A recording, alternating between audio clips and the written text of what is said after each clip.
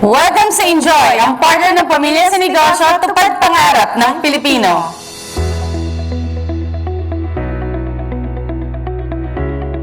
And we're back again for another video.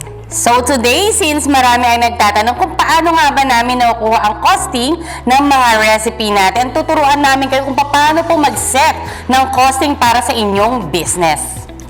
So, para sa mga gustong mag-start ng business, keep on watching! Kung mapapansin ninyo sa aming mga FB Live and video recipes, makikita ninyo na included na sa costing ang mga single serving katulad ng mga cup, lid, and straw. But again, prices of other ingredients po may vary depende kung saan po kayo located.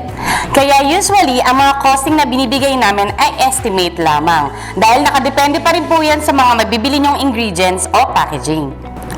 In this video, itatakal natin ang costing for milk tea, milkshake, and phrase fries. Ready na kayo? Let's start! So, for our first products, let's share kung paano naman natin nakuha ang costing for our milk tea drink. For 1 pack of inJoy milk tea, nagko-cost lamang ito ng 97 pesos per 500 grams and can make 14 to 16 cups of 16-ounce cup size.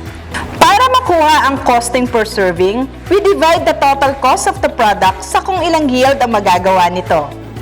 For example, winter melon milk tea for only 97 pesos per 500 grams at ang kakailanganin naman natin na water ay 4 to 6 liters na nagko-cost ng 7 pesos and 80 cents for a total cost of 104 pesos and 80 cents.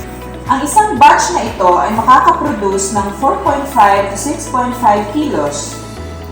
Now, i-divide naman natin ang total cost per batch which is 104 pesos and 80 cents divided by 4.5 kilos ng prepared milk tea para makuha naman natin ang cost na 23 pesos and 30 cents per kilo of prepared milk tea.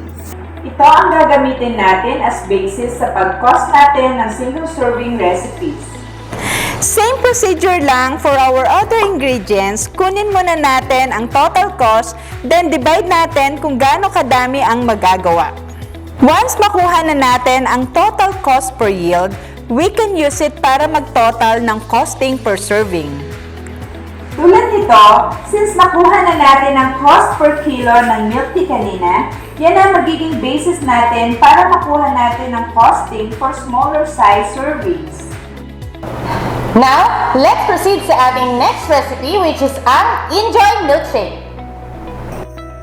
For our milkshake naman, 1 kilograms or 1 pack can make 20 pieces of 12-ounce cup. Mahalaga na alam natin ang unit cost per product dahil dito tayo magbe-base ng ating costing. Ang inJoy milkshake powder ay nagko-cost ng 145 pesos per kilo. Ang water naman is 35 pesos per 18 liters. At ang crushed ice naman is 5 pesos per kilo. Magkano nga ba ang cost per cup kung gagawa tayo ng isang 12-ounce cup base sa unit cost ng ating mga product? Using the same procedure na nabanggit natin, ito ang magiging cost per cup ng isang serving ng delicious milkshake ninyo. For milkshake powder, magkakos lamang ito ng 7 pesos and 30 cents per 50 grams or 5 tablespoons of powder. For water naman, it will cost only 0.97 cents per 50 ml. And for our crushed ice, magkakos lamang ito ng 1 peso per 200 grams or 1.5 cup. For a total of 9 pesos and 27 cents lang ang per 12-ounce cup. Kung isasama naman natin ang cup with lid and straw, ang cup with lid and straw is 3 pesos and 60 cents per set. And ang straw naman is 0.55 cents per piece. For a total of 13 pesos and 40 cents per 1 cup of inJoy milkshake na pwede mo ibenta sa halagang 30 to 45 pesos. Ang laki ng pwede mong kitain! Now for our scramble costing, nakakatuwa dahil sa isang pack pa lang which is 1 kilogram, makakagawa na tayo ng 88 cups of 6-ounce cup. For 1 pack of inJoy Ice Scramble, nagre-range lang ito ng 174 pesos per kilogram. To prepare, we just did 6 kilos of crushed ice which will only cost 30 pesos. And for your toppings, you can also base the costing na naka-flash sa screen para may idea kayo sa costing ninyo.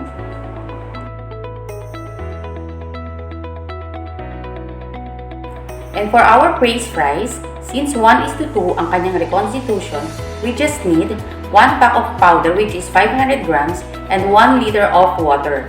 Again, para makuha ang costing per serving, we need to divide the total cost of the product sa kung ilan ang yield na magagawa nito. So, 94 pesos ang praise fries powder plus 1 peso and 40 cents ang 1 liter of water plus 20 pesos ang 200 ml of oil is equal to 114 pesos and 40 cents.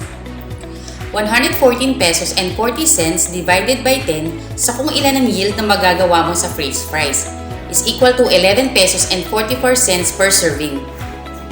Easy, di ba? Knowing the right costing ng product mo, may kita mo na agad ang pwede mong kitain.